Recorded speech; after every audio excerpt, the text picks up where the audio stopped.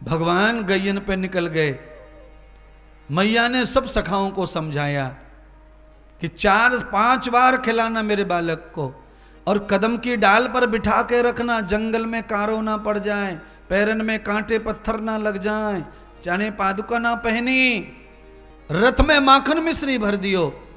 और गैया के पीछे भगवान चल पड़े। अब गैयन के बीच में जामे, गैयन के आगे चलें तो सुंदर सुंदर दिखे कन्हैया। मैया ने बहुत सारी बधाई लोरी गीत गाए हैं, पर भगवान चले गए। मैया ने आवाज लगाई, लाला संजा को लौट रही हो, एक कन्हैया शाम को जरूर आ जाना। मैया ने कहा। अब कन्हैया कहते, नाना मैया मैं ना आऊंगो, मैं तो गैयन की सेवा पे निकले हूं, अब तो मैं लौट के कभी आए बेवारो नहीं। चले गए।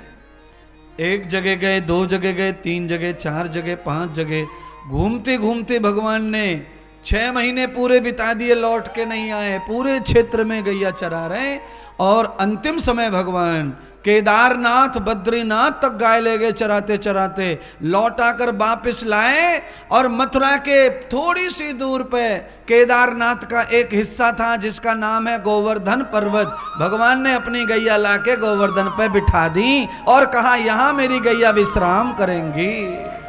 जैसे गोवर्धन पे आके गैया विश्राम करी, तभी माफिया लोगों ने भगवान से बहुत लड़ाई की कि ये जगह पे नहीं बैठेंगी, ये जगह हमारी है। भगवान ने समझ लिया कि ये माफिया है, जमीन भू माफिया, अतिक्रमण कर लिया है सब गैया की जमीन का।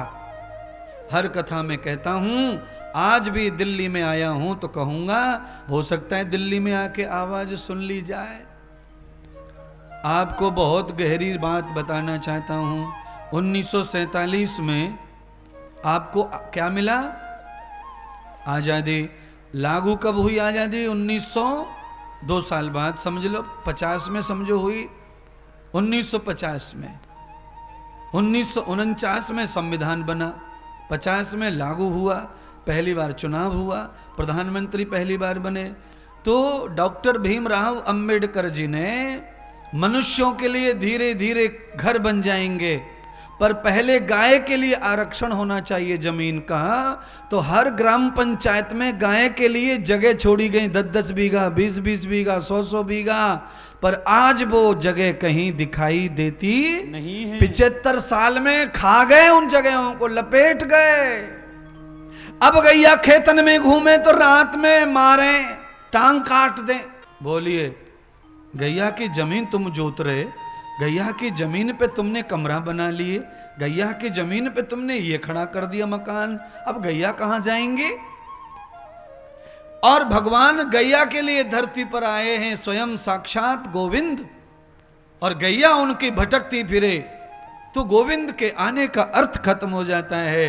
गोविंद कहते हैं, गाय की रक्षा होगी तो ही धरती की रक्षा होगी। जहां से गाय चली जाएंगी वहां भूकंप आने लग जाएंगे, जहां पत्थरों की इमारतें खड़ी हो जाएंगी वहां वो गिरेंगी, नाश होगा, धरती हिलेगी, क्योंकि वहां पाप बढ़ जाता है। जहां बड़ी बड़ी इमारतें बनती हैं वहां पाप ज्यादा बढ़ता है, और वहीं पर धराशायी होने का टाइम भी आ जाता है। इसीलिए पाप से डरो, धरती को हिलने से बचाना है तो गाय की रक्षा करो, गाय की समृद्धि करो, गाय को बढ़ाओ, गाय को बचाओ।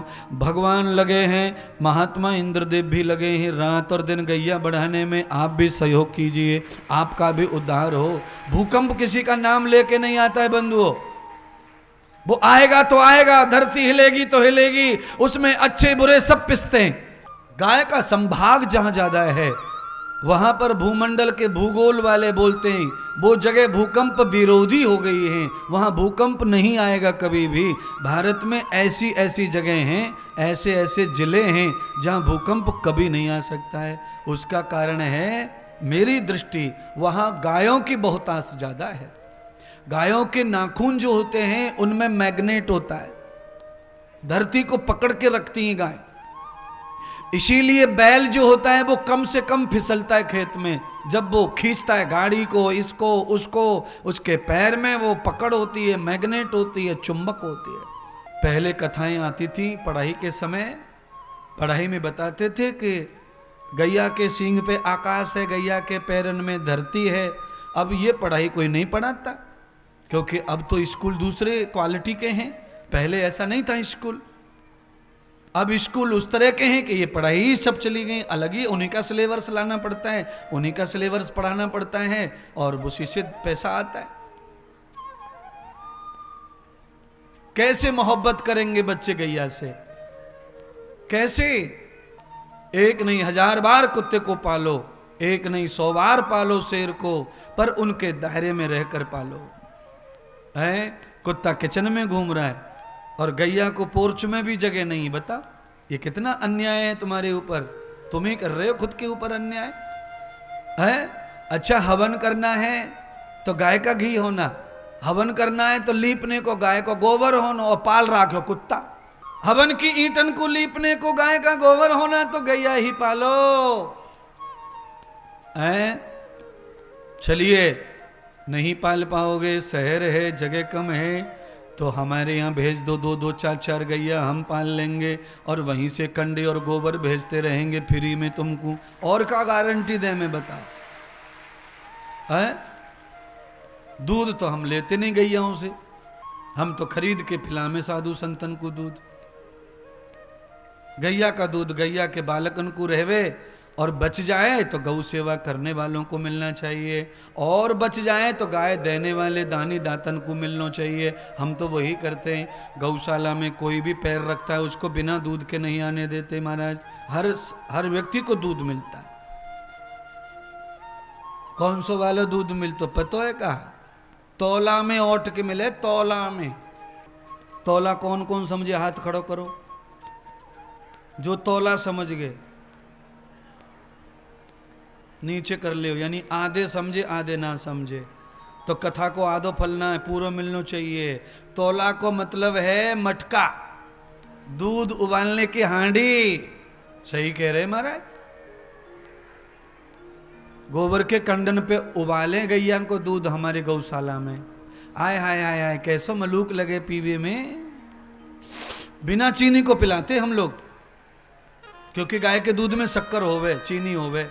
गाय के दूध में सोना भी होता है, तंदुरुस्ती के लिए उत्तम है।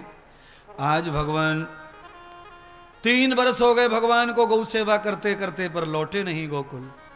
नंद बाबा ने अपने छोटे भाई को भेजा, जाओ बच्चों को लेके आओ, आषाढ़ का महीना लग गया है, यज्ञ करना है, इंद्र आदि देवताओं को प्रसन्न करना है, बादलों को शुद्ध करना है, जिससे जाते जाते सावन भादों के महीने में वर्षा होवे और गैयन के लिए चारों और पानी जमा हो जावे।